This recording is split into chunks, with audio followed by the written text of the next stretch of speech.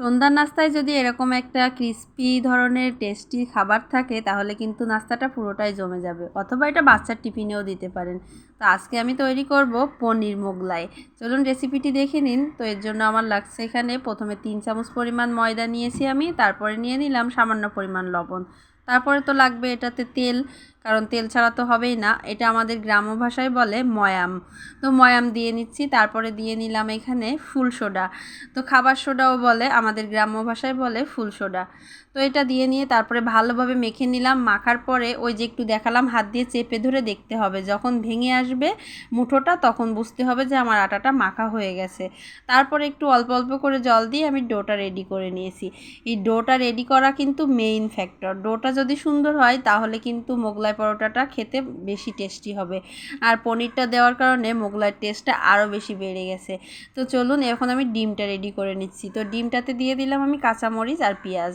তো যেহেতু আমি আজকে বাচ্চার টিফিন হিসাবে ব্যবহার করছি, এজন্য আর অন্য কোনো মশলা ব্যবহার করিনি। আপনারা যারা বড়রা খেতে চান তারা তখন এখানে জিরার গুঁড়া অথবা চিলি ফ্লেক্স, তারপরে অন্য যে কোনো মশলা, তারপরে ওই যে ম্যাগি মশলা আছে ওটাও ব্যবহার করতে পারেন, তাহলে ফ্লেভারটা আরও বেশি ভালো আসবে। তো আমি এটা বাচ্চার টিফিনে দিব, এজন্য অন্য কোনো মশলা ব্যবহার করিনি। আর আরাধ্যা তো বেশি ঝাল খেতে পারে না, এজন্য অল্প একটু কাঁচামরিচ দিয়ে দিলাম, আর দিয়ে দিলাম একটু পনির, বাসায় তৈরি করা গ্রেট করা পনির। তো পনিরটা দিয়ে তারপরে আমি এই যে ভালো করে একটু ভাজ দিয়ে এখন সুন্দর মতো ভেজে নিব এপিট ওপিট করে। আর ভাজাটা কিন্তু একদম লো ফ্লেমে রেখে করতে হবে। চুলার জালটা কোনো মতেই কিন্তু বাড়িয়ে দেওয়া যাবে না, একদম আস্তে আস্তে দিয়ে ভাজিটা করে নিতে হবে। দেখুন আমি ভাজিটা করে নিয়েছি, 2টা মোগলাই পরোটা ভেজে নিয়েছি, আর একটা পরে ভেজে নিব, কারণ না হলে স্কুলে দেরি হয়ে যাবে।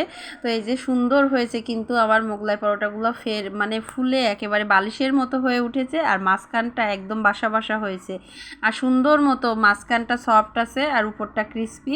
খেতে যে কি দারুণ হয়েছিল, আমি তখনই ভেজে গরম গরম একটা খেয়েছি আমি আর আমার মাম্মাম। এটি যদি ভালো লাগে বাসায় অবশ্যই ট্রাই করবেন।